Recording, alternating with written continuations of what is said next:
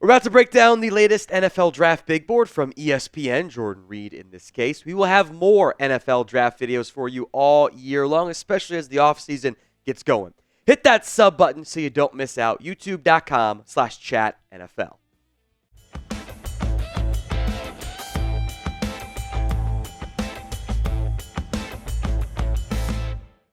Coming up on today's show, we're breaking down ESPN's Jordan Reid's NFL Draft Big Board. Top 50 players, which means, yes, we will go faster because every single person watching, I promise you, knows who number one player is. Travis Hunter, your Heisman Trophy winner, the wide receiver / corner. I don't feel a need at all to spend much time on him. I think he's going to be as close to a consensus number one overall player as you're going to see in really any draft class. I think most teams will view him as a receiver a little bit, corner as much as possible, unless he really wants to play receiver to get more money. But the market's changing a little bit too. Mason Graham is number 2, which doesn't surprise me very much there. He's a very well-rounded interior defensive lineman. The issue is he's not a Quentin Williams-type prospect. And in general, there's not a bunch of obvious top 5 talents, even top 10 talent in this class. Abdul Carter, next up here, number 3 out of Penn State. Going to get a lot of Micah Parsons comparisons. Athletic edge rusher, had a really good end of the season. Chance to showcase his talent in the CFP, by the way. Will Johnson was a bit banged up this year, only played 6 games, but has shown some good ball skills. I might be more of a 4-5 guy than like a 4-4 guy, but it's a good corner prospect. Ashton Jeanty was awesome this year. He has almost as many yards after contact as the number 2 running back in the nation, who we'll get to on this list, has total yards on the ground. Dude's insane. Now, how high does a back go? We'll find out. Number 6, Malaki Starks. Kind of the defensive version of Ashton Jeanty, not quite as good. Really good safety, impact player. Safety value will bring him down, but someone's going to get an instant day 1 starter. I am excited to see how Mykel Williams performs in the college football playoff because he was banged up earlier this year, only has put up 5 sacks, but the last time he played, he had 2 against Texas. Now, he's actually, ironically, had 4 of his 5 sacks against Texas all year long, which is kind of hilarious. But if he can ball out in the CFP, it's going to boost his stock. Will Campbell, Jordan's got him as a guard / tackle. I think he is a guard. There's arm length concerns, and I don't know if he can hold up full-time at tackle with some of his athletic play style stuff. I think he's a better run blocker anyway. So I think he's a guard, kind of like in the Peter Skoronski mold, but not as good to me. I actually have Kelvin Banks out of Texas ahead of Will Campbell. Some arm length concerns there too. He can overly rely on his traits at times, and he'll lunge a bit and is on the ground more than I like, but I tend to be okay with that because the traits are really, really good. First quarterback is Cam Ward out of Miami. He is a gunslinger. He is a playmaker, and sometimes has way too much confidence in what he doesn't see or thinks he sees, and will make bad plays, turnover-worthy plays, but will hold the ball too long, but he'll make plays happen too. And for several NFL teams, they need that. However, I do think the quarterback position angle of this has really boosted his stock, because he might be more of the like Bo Nix, Mike McCarthy, or JJ McCarthy, Michael Penix range of draft prospects than the Drake May, Caleb Williams, Jaden Daniels level. Who is your QB1 in the 2025 NFL Draft? Let me know in the comments, just pinned comment actually, of today's show. Tet McMillan, number 11, skinny big guy, kind of like T. Higgins to an extent. Very fluid, good body control. Also makes guys miss. He's my number 1 receiver as well. Shedeur Sanders, different play style than Cam Ward. He's got a quick release, will hold the ball sometimes longer than you'd like, but he's very, very accurate. And if you want that, like, West Coast is it's a lot more merging of styles these days in the NFL, but that, like, quick, sometimes quick processing, holds the ball sometimes too long, but quick, accurate quarterback who isn't an elite athlete, but really is, I think, a good pocket passer. Shedeur checks out there. He's my number 1 QB. Interviews will matter. Getting away from his dad might also be a good thing, too. As good as a college coach as he is, it's different in the NFL. How about a tight end, Tyler Warren, who was super fun for Penn State. Their OC got him involved in creative ways. He can run the ball. He can do inline, can do outside stuff. A limited talent class means he could go pretty early, but it's also a tight end. So how early is that? Find out. All right, Jalen Walker, who has played both edge and off-ball linebacker, listed as an edge by Jordan in his ESPN big board. He is a tweener. And I do think a team like the Cardinals, like giving him some off-ball linebacker reps, some like 4-3 Sam stuff, 3-4 outside linebacker and base personnel stuff, and really being a blitzer on third downs. I think that's how you maximize him. James Pierce Jr., again, I want to see him in the CFB. Tennessee does not trust him against the run. They don't play him there very much. But he gets pressures. He gets sacks. When he is attacking the QB, good things happen. Teams value that. There's a lot of these edges on this board, these defensive players that are in the CFP, have a real chance to boost their stocks here. Walter Nolan, number 16 out of Ole Miss here. The transfer from A&M. He's a 3 technique. Former highly touted 5-star recruit, number 1 overall player. I think Jordan kind of admits this in his article, he is more willing to buy the 1-year breakout when you were a number 1 overall recruit than the 1-year wonder if you were a bit more of an unknown, which I think is fair to an extent. For a lot of people, and still might be, Josh Simmons might have been the number 1 tackle if he hadn't torn his ACL against Oregon back in October. So timing is going to be a little bit tricky, but he was dominating for Ohio State before that injury. So if you want an actual, no doubt left tackle, that might be one to monitor. Uther Bird out of Missouri is just a yak machine. Bad year for Missouri because the quarterback play, he was banged up too. But go watch his 2023 stuff. He was really, really good. Shamar Stewart. This worries me.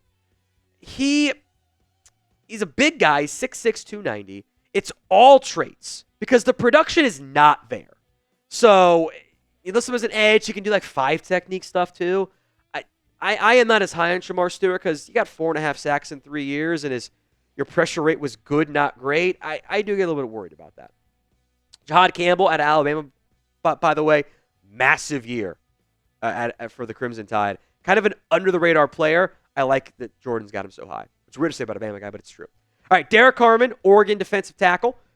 Disruptive as all get out this year for the Ducks, transferring from Michigan State. Been a real riser this year.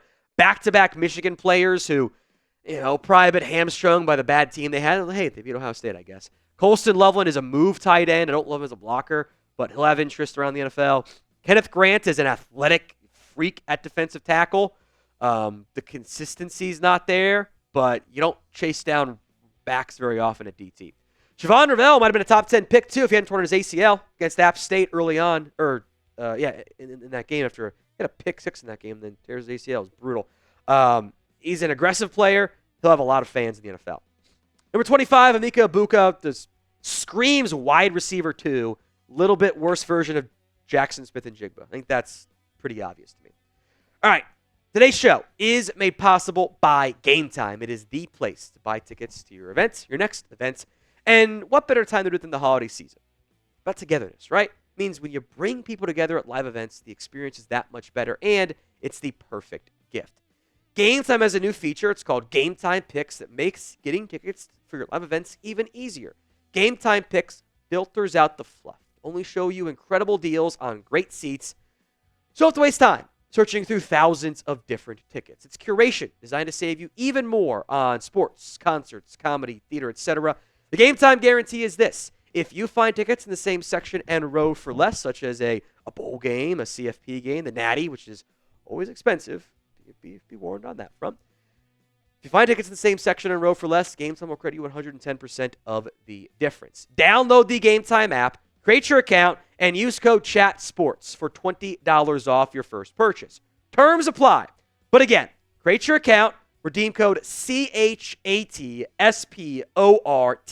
CHATSPORTS, for $20 off your first purchase. Terms apply. But again, create your account, redeem code CHATSPORTS, ChatSports, for $20 off. Download Game Time today. What time is it? It's game time. All right, moving on to number 26, one of my personal favorite players in this year's NFL draft class, Jahdae Barron out of Texas, who I love him. He got that dog in him. He's played nickel. He's played safety. He's played outside corner. Barron is a awesome football player. That's going to be one of my guys this year. All right, Josh Connerly out of Oregon, the offensive tackle, could impress in the CFP as well. Tyler Booker, your boy, producer Chris, up there at number 28. Powerful football player, powerful human being. I could see him being a top. I think he might be closer to 50 for me than 28, though. Nick Scorton, who I like more than Shamar Stewart because he produced more. And he was also great at Purdue. Now, he's not as twitched up as some other guys, but I think you lose some weight, he can add some more quickness. I think he might surprise at the combine. Finally, number 30, not finally, but next up is 30 is Drew Aller. Now, I will make notes. Since ESPN posted this, Drew Aller has said he's going to go back to school. That could change, though. If Penn State goes on a run and they win the Natty, which I don't think is going to happen, but if Aller balls out even and wins one or two playoff games, he can go pro and be a first-round pick because it's a bad quarterback class. He's got all the traits you want, but he hasn't put it together yet. So with that in mind, how many quarterbacks go in round 1 of the 2025 NFL Draft? This is not the last QB on Jordan's list. How many QBs go in round 1? Let me know in the comments section of today's show. I will pick up the pace here as well. Tyreek Williams out of Ohio State, good defensive tackle prospect. I think, fringe round 1, round 2 is about right. Mike Green might keep on rising. Really productive campaign this past season for Marshall. He's really risen up boards because no one was really paying attention to him. Good pressure rate, too, so not just some fluke sacks. Maxwell Harrison, probably under the radar guy because Kentucky was bad this year. Tough physical player, man coverage ability, that always works well. Ariante Ursary out of Minnesota, another offensive tackle option. Teams need those guys.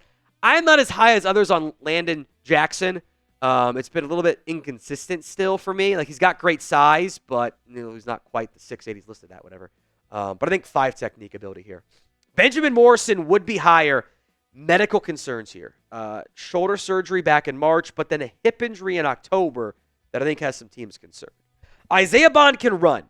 He's been a bit nicked up, and he also hasn't been consistent on the field. Part of that's the offense, and I think Quinn Ewers held him back a little bit too, if I'm being honest. But he's got speed, and teams love speed. Cameron Williams has really good traits, but he's raw.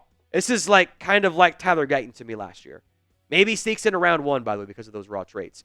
Deion Walker is a super unique prospect. He's 6'6", 345, and they dropped him into coverage sometimes. And it worked!